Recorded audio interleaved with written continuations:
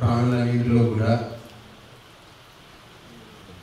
అన్ని దేహాల్లో కన్నా భగవంతుడు ఇచ్చినటువంటి ఈ యొక్క మానవ దేహం ఏదైతే ఉందో ఈ దేహము అన్నిటికన్నా శ్రేష్టము, ఉత్తమము అని చెప్పారు.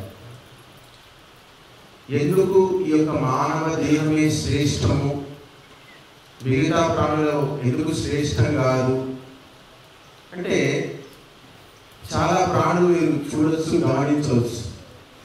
మనిషి కంటే ఎక్కువ బలము ఏనుగులో ఉంది, సింహంలో ఉంది, ఆవు, మిగతా చాలా చాలా ప్రాణుల్లో మనిషి కన్నా ఎక్కువ బలం కనిపిస్తుంది.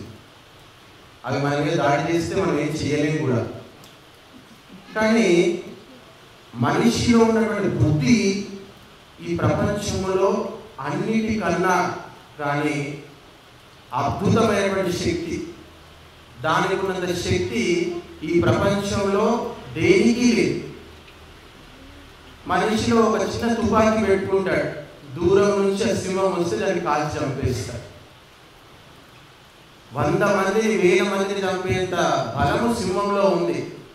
కానీ మీలో బలం లేదు, కానీ మీలో బుద్ధి ఉంది. అంటే ఎంతటి తీక్షణమైనటువంటి వస్తువు, ఎంతటి గొప్ప పదార్థం అనేటువంటిది మనిషిలో ఉందో మీరు గమనించండి. ఒక యోధుడు 1000 మందిని చంపగలుగుతాడు, 100 మందిని చంపగలుగుతాడు ఒకటేసారి. మన దేశంలో 1000 మందిని చంపేటువంటి యోధులు ఉండేవారండి, ఆపకుండా ఆగకుండా, అంత శక్తి ఉండేది. కానీ ఒక శాస్త్రవేత్త, ఒక సైంటిస్ట్ ఏం చేశాడు, అణుబాంబును కనిపెట్టాడు. అది తీసుకెళ్ళి జపాన్ మీద వేశాడు. ఎంతమంది చచ్చిపోయారండి? లక్షల మంది చచ్చిపోయారు. ఇప్పటికి కూడా జపాన్ అనుభవిస్తుంది ఆ బాధ. అంటే బలము కన్నా బుద్ధి ఎంత సూక్ష్మమైనదో మీరు ఆలోచించారు. కాబట్టి ఈ దేశము బుద్ధికి కేంద్రంగా ఉండేది, బుద్ధితోటే నడిచేది. ఈ దేశంలో బుద్ధిమంతుల్నే నిరంతరం పూజించేవారు, నిరంతరం ఆరాధించేవారు, నిరంతరము బుద్ధిమంతుల కోసమే తప్పించేవారు. ప్రతి ఒక్కడు తన గృహంలో బుద్ధిమంతుడు పుట్టాలి, వేదవేత్త పుట్టాలి, బ్రాహ్మణుడు నా కడుపులో జన్మించాలి అని భావించేవారండి. అలాంటి తల్లిదండ్రులు ఈ దేశంలో ఉండేవారు. కాలక్రమేణా బుద్ధి తర్వాత బలం అయిపోయింది, బలం తర్వాత ఇప్పుడు ధనానికి వచ్చేసి పరిస్థితి. బుద్ధిని వదిలిపెట్టారు, బలాన్ని పట్టుకున్నారు. ఆ బలం కూడా పోయింది, ఇప్పుడు ధనాన్ని పట్టుకొని కూర్చున్నారు. బ్రాహ్మణులంతా కూడా ఎవరిని పూజిస్తున్నారు? ఇప్పుడు ఇద్దరిని పూజిస్తున్నారు. ఆ ఇద్దరు ఎవరు అంటే, ఒకడు రాముడు, ఇంకొకడు కృష్ణుడు. వీరిద్దరు ఎవరు? క్షత్రియులు. ఏమైంది అంటే, బ్రాహ్మణుల బుద్ధి అనేటువంటిది, సామర్థ్యం అనేటువంటిది తగ్గిపోయింది. ఒకప్పుడు వేదాలు, శాస్త్రాలు చదివి వేదాల్లో చెప్పినటువంటి భగవంతుని స్వరూపాన్ని బ్రాహ్మణులు పూజించేవారు, ఆరాధించేవారు. అలాంటి ఋషులు మునులు వచ్చినప్పుడు, ఆ బ్రాహ్మణులు వచ్చినప్పుడు రాజులు లేచి వారి సింహాసనం మీద ఆ ఋషులను కూర్చోబెట్టేవారు. రామాయణం సినిమా చూస్తే మీకు అర్థమవుతుంది. ఆ విశ్వామిత్రుడు వస్తాడు రాముని కోసం.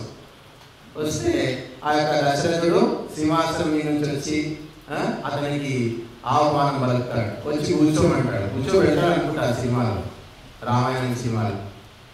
అంతటి గొప్ప గౌరవం ఉండేది. ఎప్పుడు ఉండేది, ఎలా ఉండేది అంటే, ఎప్పటి వరకైతే బ్రాహ్మణులలో తపస్సు ఉండేదో అప్పటి వరకు క్షత్రియులంతా కూడా వాళ్ళ ఆధీనంలో ఉండేవారు. ఎప్పటి వరకైతే బ్రాహ్మణులకు ధనము మీద, ఐశ్వర్యం మీద, స్త్రీల మీద, తిండి మీద, వీటి మీద మోహము లేదో అప్పటి వరకు బ్రాహ్మణుడు అంటే, బ్రాహ్మణుడు ఏది చెప్తే అది జరిగేది, బ్రాహ్మణుడు ఏది చెబితే అది అందరూ వినేవారు.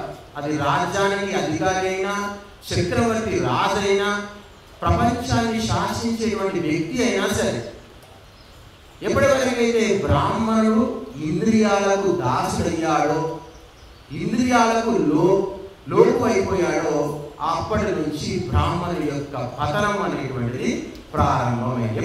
ఎప్పుడైతే బ్రాహ్మణుడి పతనం ప్రారంభమైందో ఈ దేశం యొక్క పతనం కూడా ప్రారంభమైంది. చాలా మీటింగ్లు చాలా మంది చూస్తూ ఉంటారు, బ్రాహ్మణులు పొగుడుతూ ఉంటారు, పిలుస్తూ ఉంటారు అధికారులందరినీ కూడా. మేము అంకాపూర్లో చాలా సందర్భాల్లో గమనిస్తూ ఉంటాం. బ్రాహ్మణులు పట్టించుకునే వాళ్ళు ఎవరు లేరు ఇక్కడ. ఎమ్మెల్యేలు అధికారులు వస్తే మాత్రం మొత్తం ఇట్లా బెల్లానికి ఈగలు ఎట్లా వస్తాయో ఆ విధంగా ఇట్లా గుమిగూడిపోతారు మొత్తం అక్కడ.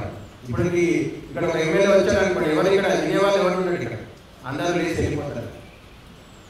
ఎందుకంటే బ్రాహ్మణ శక్తి అనేది పోయింది. ఆకర్షణ శక్తి లేదు, ఆ తపస్సు లేదు, ఆ యొక్క యోగం లేదు, యాగం లేదు, ఏమీ లేదు. కరెంటు అనేటువంటిది లేదు. ఇప్పుడు మొత్తం పూజా విధానాలు చూసుకుంటే ప్రపంచంలో రెండు రకాల పూజా విధానాలు ఉన్నాయి. ఒక పూజా విధానంలో అగ్ని ఉంటుంది, ఇంకో పూజా విధానంలో అగ్ని ఉంటాడు. గుర్తుపెట్టుకోండి, అగ్ని లేని పూజలు, అగ్ని ఉన్న పూజలు ఇవే చేస్తున్నారు. ఎప్పటి వరకైతే అగ్ని ఉన్నటువంటి పూజా విధానాలు బ్రాహ్మణుడు చేశాడో అప్పటి వరకు బ్రాహ్మణులో తేజస్సు, ధర్మము, నీతి, న్యాయము, సత్ప్రవర్తన, బ్రహ్మ వర్చస్సు ఇవి అన్నీ కూడా బ్రాహ్మణులో ఉన్నాయి. అగ్నిని పూజించినంత వరకు, అగ్నిహోత్రము చేసినంత వరకు, అగ్నిని ఆరాధించినంత వరకు, అగ్నిని కొలిచినంత వరకు బ్రాహ్మణుల యొక్క శక్తి అద్వితీయంగా ఉంది. ఆ శక్తికి అంతు లేదు, తిరుగు లేదు అని చెప్పారు. ఎప్పుడైతే బ్రాహ్మణుడు అగ్నిని విడిచిపెట్టాడో, ఆ అగ్నికి దూరం అయిపోయాడో అప్పటి నుంచి బ్రాహ్మణులోని శక్తులన్నీ నశించిపోయాయి. కేవలము ఏమిస్తారు, ఎంతిస్తారు అనేటువంటి భావన వచ్చేసి. కాబట్టి మనిషి యొక్క శరీరము, బ్రాహ్మణుడికి అదే శరీరం ఉంది, క్షత్రియునికి అదే శరీరం ఉంది, వైశ్యునికి అదే శరీరం ఉంది, శూద్రునికి అదే శరీరం ఉంది. కానీ అందరూ చేసేటువంటి కర్మలు, పనులన్నీ కూడా వేరువేరుగా ఉన్నాయి. బ్రాహ్మణుని కర్మలు వేరుగా ఉన్నాయి, క్షత్రియుని కర్మలు వేరుగా ఉన్నాయి, వైశ్యుని కర్మలు వేరుగా ఉన్నాయి, శూద్రుని కర్మలు కూడా వేరుగా ఉన్నాయి. చేసేటువంటి కర్మలను బట్టి మనిషికి ఫలితం అనేది ఉంటుంది. ఒకే ఒక దేహము, కానీ బ్రాహ్మణుడు తన దేహం ద్వారా మోక్షాన్ని పొందుతున్నాడు, క్షత్రియుడు తన దేహం ద్వారా రాజ్యాన్ని పొందుతున్నాడు, అధికారాన్ని పొందుతున్నాడు, వైశ్యుడు తన దేహం ద్వారా ధనాన్ని సంపాదిస్తున్నాడు. ఇక శూద్రుడు ఏంటంటే పొట్ట పోసుకుంటాడు, మనకి ఏది ఉండదంట. డబ్బు సంపాదించాలని ఉండదు, రాజ్యం సంపాదించాలని ఉండదు, దేవుడు లేదు, ఏమి లేదు. ఎంతసేపు ఎప్పటి కూడా మనకి చింత ఏంటంటే ఏమి తిందాము, ఏమి తాగుదాము, ఏమి వండుకుందాము, ఎవరి దగ్గరికి వెళ్తే ఏం పెడతారు, ఏం వస్తుంది, ఇక్కడ ఏం భోజనాలు పెడతారు, అక్కడేం పెడతారు, ఇక్కడేం వస్తుంది, అక్కడేం వస్తుంది, నువ్వు నాకేం తీస్తావు, రోజు ఎట్లా గడుస్తుంది.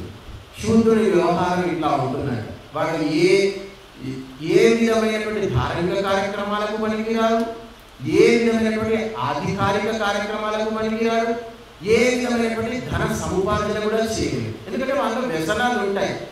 కాస్త డబ్బు ఉంటే తింటాడు, తాగుతాడు, ఎంజాయ్ చేస్తాడు, అందరికి మించి వేరే ఆలోచన ఉండదు. అందుకే వాడిని శూద్రుడు అని చెప్పాడు.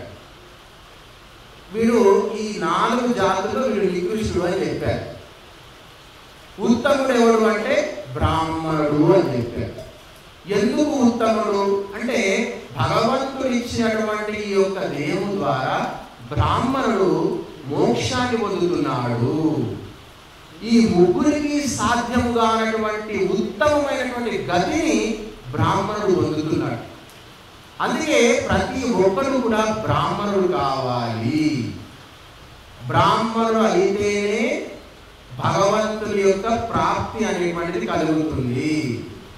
అంటే జన్మ బ్రాహ్మణులని అందరూ అనుకుంటారు. బ్రాహ్మణుడు కావాలంటే బ్రాహ్మణుడు కడుపులో జన్మించాలి, బ్రాహ్మణ కులంలో జన్మించాలి అని చెప్పి చాలా మంది భావిస్తూ ఉంటారు.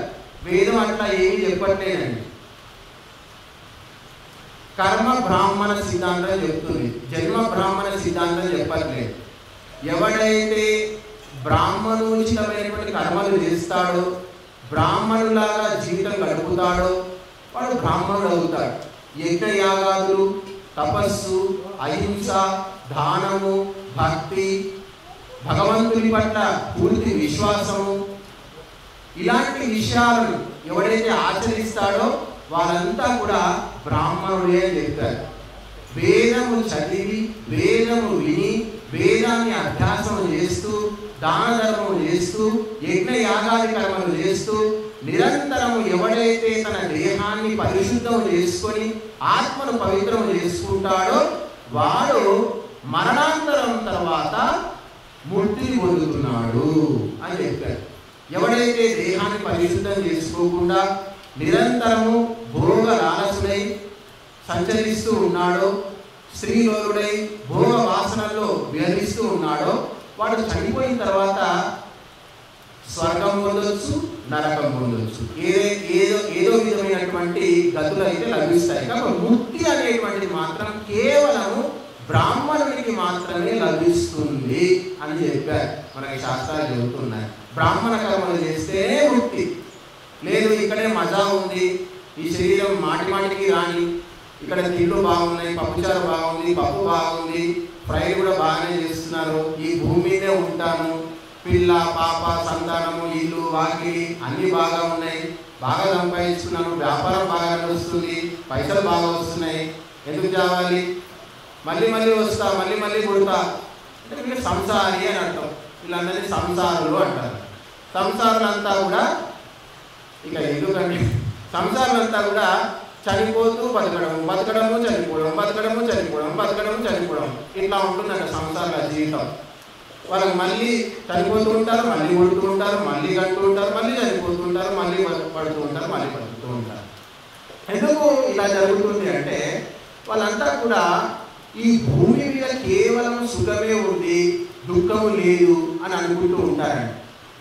ఎప్పుడైతే వాడు గురువు సాన్నిధ్యంలోకి వచ్చి వివేకము, వైరాగ్యాన్ని పొందుతాడో, తత్వశాస్త్రాలు చదువుతాడో, ఈ భూమి మీద ఉన్నటువంటి సుఖాలు శాశ్వతం కావు, ఇవన్నీ క్షణికము అనేటువంటి భావన వాడికి కలుగుతుందండి. అప్పుడు ఆ గురువు చూపించినటువంటి దృష్టితో ఈ ప్రపంచాన్ని వాడు చూసినప్పుడు ప్రతిదీ వాడికి దుఃఖం లాగానే అనిపిస్తున్నాడు.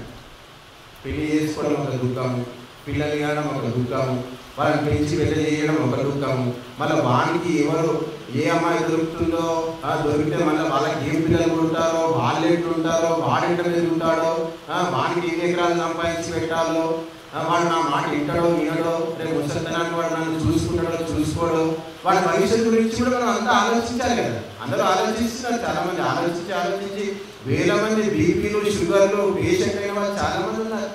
కొడుకులు బిడ్డల గురించి బాధపడుతూ బీపీలు వెళ్ళి హాస్పిటల్లో పడ్డ ఎంత బోలెడు మంది ఉన్నారు. చాలా మంది మా గురి దగ్గరికి చాలా మంది వస్తారు. నేనైతే పోయి లోపల కూర్చుంటా, ఎంత చెప్పినా బాబు చాలా వాళ్ళ బాధలు ఎన్ని బాధలు చెప్తారంటే బాబా వాళ్ళు సరే అన్ని బాధలు మరి ధర్మకార్యాలు చేయండిరా బాబు అంటే మాకు కాదు చేత కాదు, ఏదైనా సరే నా ఆస్తి మొత్తం నా కొడుకుకే, వాడు ఎట్లయినా ఉండండి, నేను మాత్రం కమిటెడ్, కొడుకుకి కమిటెడ్, నా ఆస్తిలో చిల్లిగా కూడా దానం చేసేయలేదు, ధర్మం చేసేయలేదు, అంతా వానికే ఇస్తారు. కాకపోతే కష్టం మాత్రం మీరే మా కష్టాలు తీర్చాలి. మాయ చేస్తారా, మంత్రం చేస్తారా, మన మంత్రం చదువుతారా, ఏమన్నా ఒకటి చేయండి, ఆస్తి మాత్రం వానికి, మేము మా కష్టాలు పోవాలి, నువ్వు ఏం మంత్రం ఇస్తావో ఇది నాకు సంబంధం లేవా అంటే ఇవన్నీ నేను చెప్పినా కదా. మా గురువు గారి దగ్గరికి వచ్చి వాళ్ళు మాట్లాడుతుంటే చూసి విని ఇవన్నీ నాకు అనుభవాలు అన్నమాట. నేనేం చేస్తాను, చూస్తూ ఉంటాను, వాళ్ళు మాట్లాడుతుంటే సలహాలు మా గురువు గారు ఇస్తూ ఉంటారు. కాబట్టి సంసారికి కష్టాలన్నీ కూడా ధర్మాన్ని తప్పడం వల్లనే వస్తాయి. ధార్మికమైనటువంటి జీవితాన్ని ఋషులు మనిషికి మందు పోసినట్టు అలవాటు చేశారు. శాస్త్రాలు ఎన్ని శాస్త్రాలు రాసి పెట్టారు, ఎన్ని యజ్ఞాలు రాసి పెట్టారు చూడండి. ఒక వ్యక్తిని కాదు, వాళ్ళు వంశాన్ని, మీ వంశాన్ని తయారు చేస్తాము, రఘువంశాన్ని తయారు చేసింది ఋషులే. రాముడు తయారు చేశాడా? రఘువంశం తయారైందంటే ఆ యొక్క ఒక కంపెనీ తయారు చేసి పెట్టారు. మంచి మానవులను ఉత్పన్నం చేసేటువంటి ఫ్యాక్టరీ అది రఘువంశం అంటే. ఏదో రఘువంశం అంటే ఏదో ఉత్తది అనుకుంటున్నారు. ఉత్తమ మానవ నిర్మాణాన్ని వాళ్ళు తయారు చేశారు. ఒక వంశం ఎట్లా తయారు చేశారు?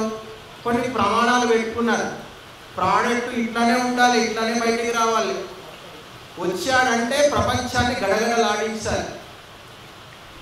వాళ్ళకి డబ్బు పిచ్చి అస్సలే ఉండకూడదు వాళ్ళకి. అట్లని చెప్పి వాడు ఐశ్వర్యవంతుడు కావాలి. ఈ కండిషన్స్ అని పెట్టుకున్నారు. ఇవన్నీ చేయాలంటే ఎట్లా అంటే యజ్ఞము, యాగము, ధర్మము, నీతి, న్యాయము, రక్తంలో ప్రతి నరాన నూనె పోశారు ఋషులు.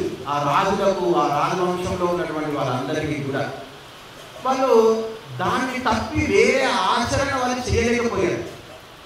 నడిస్తే ధర్మమే, లేకపోతే చనిపోవడమే, వాళ్ళకి వేరే దారే. బతికితే ధార్మికంగానే, లేకపోతే చనిపోవడమే.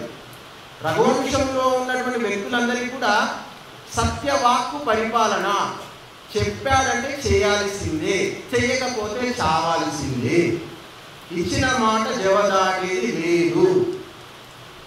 రాముడు అదే పాటించాడు. ఏం చేశాడు? అడవిలో పోంటే వెళ్ళిపోయాడు. ఎన్ని రోజులు ఉన్నాడు? 2 రోజులు ఉన్నాడు, మళ్ళీ వచ్చాడు. అలాంటి స్టాండర్డ్స్ వాళ్ళు పాటించారు. అలాంటి స్టాండర్డ్స్ పాటించడం వల్ల రాముడు ఉంటాడు వాళ్ళ వంశంలో. లక్షల ఏళ్ళ సంవత్సరాలు పట్టింది. ఇప్పటికి కూడా రాముడు రాముడు రాముడు. బ్రాహ్మణులు కూడా అక్కడికి రాముడే దిక్కేయాడు. రాముడు విగ్రహం పెట్టుకుంటే అక్కడ లక్షలు వస్తాయి. అక్కడ టెంకాయలు కొడతారు, లడ్డూలు చేసుకొని తింటారు, వాళ్ళు చట్నీ చేసుకొని తింటున్నారు. రాముని పేరు చెప్పుకొని, కృష్ణుని పేరు చెప్పుకొని కోట్లు సంపాదిస్తున్నారు. ఎక్కడ? ఉత్తర భారతంలో పెద్ద పెద్ద విగ్రహాలు కట్టారు. ఎందుకంటే వీళ్ళలో ధర్మాచరణ పోయింది. ధర్మాచరణ చేసినటువంటి వ్యక్తిని పెట్టుకొని ధర్మం సంపాదిస్తున్నారు. చూడండి, కాబట్టి ధార్మికులు, ధర్మం చేసినటువంటి వ్యక్తులు అంతటా అన్ని వేళలా ఎప్పుడు కూడా పూజింపబడతారు. అందుకే వాళ్ళు దేవతలు అని చెప్పారు. మన శరీరమే దేవాలయం అని చెప్పారు. అష్టాచక్ర నవద్వార దేవానాం పురో అయోధ్య అని చెప్పారు. హిరణ్మయో కోశ అని చెప్పారు. అష్టచక్రాలు, నవద్వారాలు, సువర్ణమయమైనటువంటి హిరణ్య కోశం ఉందట. స్వర్గము చేత ఆవరింపబడి ఉంది ఈ శరీరం. శరీరం అంటే పనికి మాలని అందరూ అనుకుంటున్నారు. తిని తాగనికే పుట్టింది ఈ శరీరం, భగవంతుడు ఇచ్చింది తిని తాగనికే ఈ దేహము, తినండి, తాగండి, చావండి అని అందరూ భావిస్తున్నారు. లక్షల కోట్ల రూపాయలు విలువ ఈ శరీరం, తెలుసా? ఒక కాలు పోతే 50 లక్షలు ఖర్చు అయినా కానీ మీకు ఒరిజినల్ కాలు దొరకదు. ₹1,00,00,000 ఇస్తాను, మీకు ఒరిజినల్ కాలు దొరుకుతుందా ప్రపంచంలో ఎక్కడైనా? ₹1,00,00,000 మీరు పెట్టండి, ఒరిజినల్ కాలు మీకు దొరకదు. రాకేష్ జుంజున్వాలా అని ఉన్నాడు, స్టాక్ మార్కెట్ బ్రోకర్, మొన్న చచ్చిపోయినట్టున్నాడు. ఆ మధ్య స్టాక్ మార్కెట్లో డబ్బులు పెట్టి ₹1,00,00,000 సంపాదించాడు. నడవలేడు, చేతిలోనే ఉండాలి. డ్యాన్స్ చేద్దామని ఉంది ఆయనకు. వాళ్ళ బిడ్డల పెళ్ళి అయితే డ్యాన్స్ కూడా చేయలేడండి. ఆయన ఒకటి చూసుకోవాలి. ఇప్పుడు అమ్మాయిని కొడుకున్నాడు, అతనికి ఆస్తమా వచ్చింది.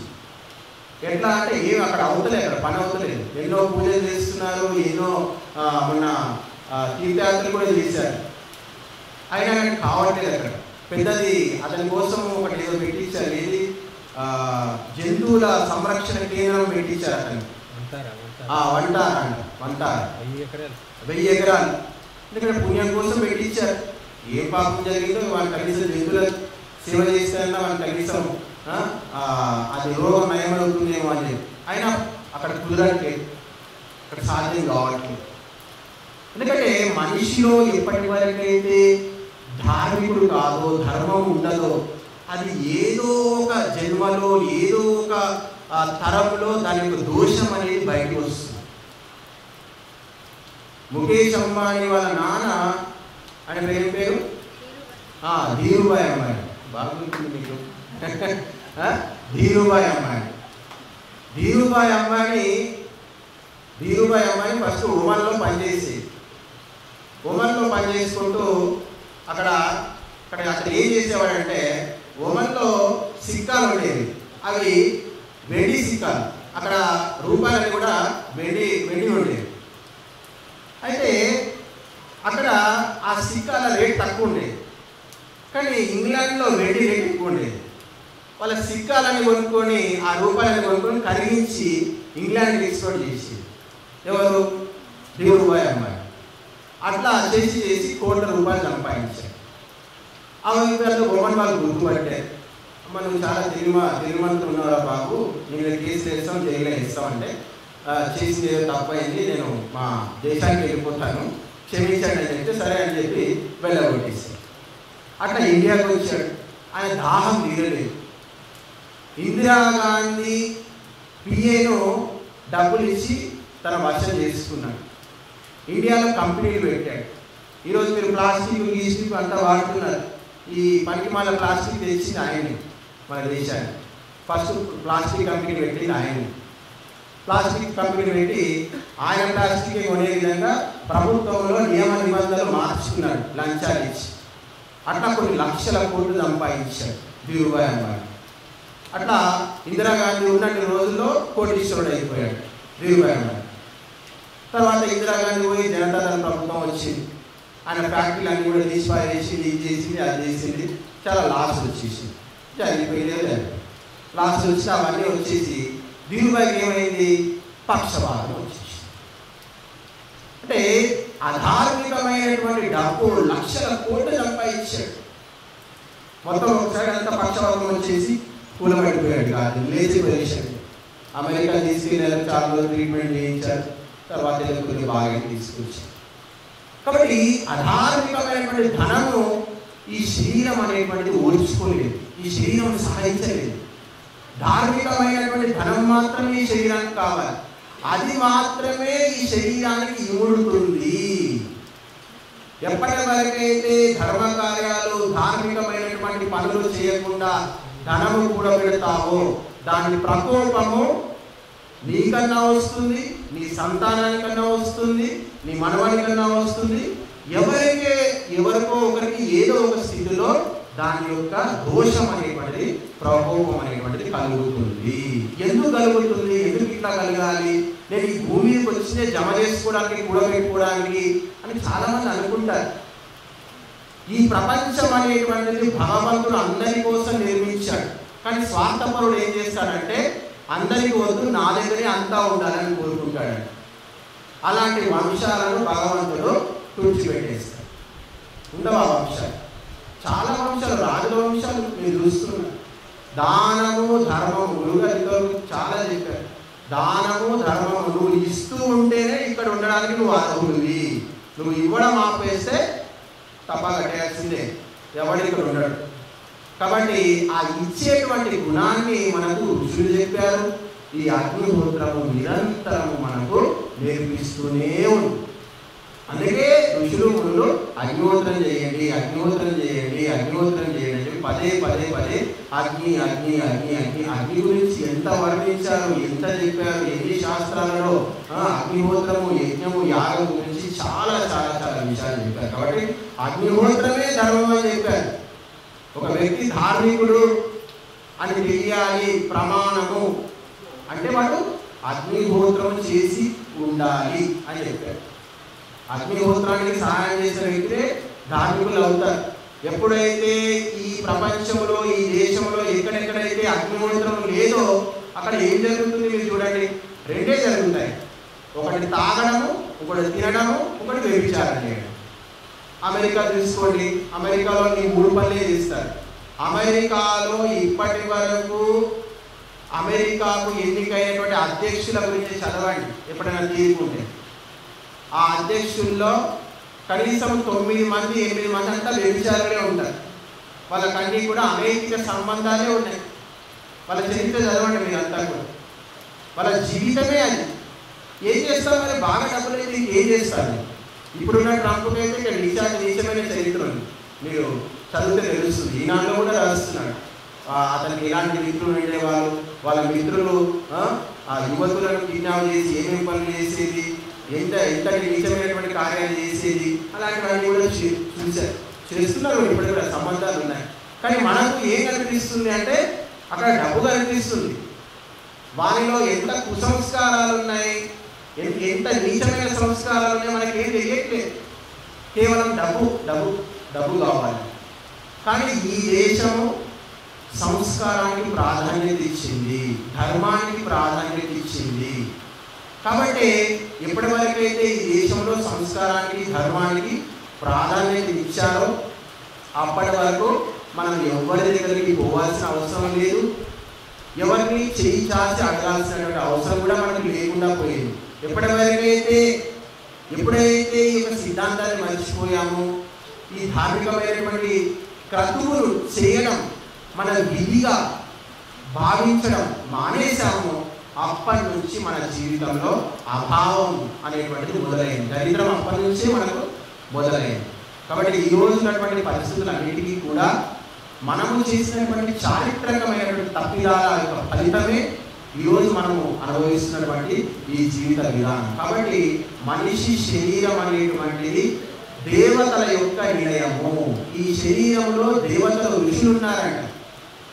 భగవంతుడు దేవతలు అందరూ అడిగారంట, నువ్వు ఎంత పెద్ద సృష్టి చేశావు కదా, మాకు నివాస యోగ్యానికి ఏదైనా ఒక మంచి శరీరం చూపించు అని చెప్పి దేవతలు అందరూ అడుగుతారంట. ప్రజాపతి ఫస్ట్ గుర్రం చేస్తాడు, నా సుకృతం అదే అంటే నచ్చలేదు, మాకు నచ్చలేదు అంట. ఇంకా అట్లా రకరకాల పశువులు చేస్తారు, ఏది నాకు నచ్చలేదంట. ఆఖరికి మానవ శరీరం తయారు చేస్తారండి భగవాన్. అప్పుడు దేవతలని సుకృతం బతయతి అంటారండి. అంటే చాలా బాగుంది, ఈ మానవ శరీరంలోకి మేము ప్రవేశిస్తాము అంటారు. ఆ విధంగా మానవ దేహం అనేటువంటి తయారైంది. ఈ దేహంలో దేవతలందరూ వచ్చి కూర్చున్నారు. కాబట్టి ఈ దేహం ద్వారా పాడు పనులు చేస్తే మనకు శిక్షలు తప్పవు. మనుషులంతా కూడా మేము స్వతంత్రంగా ఉన్నాము, మమ్మల్ని ఎవరు ఎదిరించలేరు, మేము ఏమైనా చేయగలుగుతాము అనే భావన చాలా మందికి ఉంటుంది. బాధపడేటువంటి వ్యక్తులు, రోగిస్తున్నటువంటి వ్యక్తులు, శిక్షలు అనుభవించేటువంటి వ్యక్తులందరినీ మీరు గమనించండి, చూడండి. మనం నేర్చుకోవాలి వాళ్ళతో కూడా, దొంగలతో కూడా నేర్చుకోవచ్చు. అంటే దొంగతనం కాదు, వాళ్ళు పడేటువంటి బాధలు మనం నేర్చుకోవచ్చు చాలామంది. కాబట్టి వీళ్ళందరినీ చూసి ఈ లోకంలో శిక్షలు ఉన్నాయని మనం భావించాలి. అలా భావించి ధర్మాన్ని అభ్యాసం చేయాలి. అలా అభ్యాసం చేసినప్పుడు మన జీవితం అనేటువంటిది సుఖాంతం అవుతుంది, శాంతిగా, హాయిగా, ఆనందంగా మన జీవితం ముందుకు సాగిపోతుంది. కాబట్టి ఇంతటి వర్షంలో కూడా మీరందరూ వచ్చారు, దానికి చాలా సంతోషం. మేము పొద్దునైతే వాకింగ్ చేస్తూ ఉంటారు అప్పుడప్పుడు. ఒకరోజు ఇదే వర్షాకాలంలో వాకింగ్ చేద్దామని వెళ్తే వాకింగ్ చేసేటప్పటికీ మొక్కజొన్న పొద్దుల్లో తీస్తున్నారు అందరు. 5 గంటలకే ట్రాక్టర్లు వచ్చి అవి ఏవి ట్రాలీ ఆటోలు వచ్చి ఇవి తీస్తున్నారు. అయితే నేను వాకింగ్ చేసిన గడిలో నుంచి రక్తపేజలు వచ్చింది. అరే ఏది రక్తపేజలు ఇంత భయంకరంగా ఉంది, వీళ్ళు అంత పొలంలో వీళ్ళు మొక్కలైన తీస్తున్నారు, ఏది వీళ్ళు ఏం జీవితం ఇది, చాలా అంటే ఒక రకమైనటువంటి ఇది అనిపించింది. అంకాపూర్ వాళ్ళందరూ కూడా పొద్దునేకి మొక్కజొన్నలు తీసుకుంటారు, కానీ ఇక్కడికి రమ్మంటే ఎవరు రక్త పింజరలు వచ్చినా కానీ మొక్కజొన్న చేతిలో పోయి మొక్కజొన్న పొద్దులు తెచ్చుకొని ట్రాక్టర్లు నింపుకొని పోయి అమ్ముకుంటారు తప్ప ఇక్కడికి మాత్రం బాణ పడ్డారాదు, బాణ వడకున్నారాదు, ఏది ఏమైనా అంటారు. కాబట్టి మీరందరూ వచ్చారు, మీరందరూ ధన్యజీవులు, పుణ్యజీవులు. వచ్చి రావడమే కాదు, మా మాటలు కూడా విన్నారు. ఇక ముందు కూడా మీరు మీ జీవితంలో ఈ సంస్కారాలు తీసుకెళ్ళి ధార్మికమైనటువంటి కార్యక్రమాలు ఎక్కడున్నా కానీ మీ పనులన్నీ కూడా పక్కన పెట్టుకొని ధర్మకార్యంలో పాల్గొంటే మీకు మంచిది, వచ్చినందుకు కూడా మాకు కూడా కాస్త పని ఉంటుంది. ధన్యవాదాలు.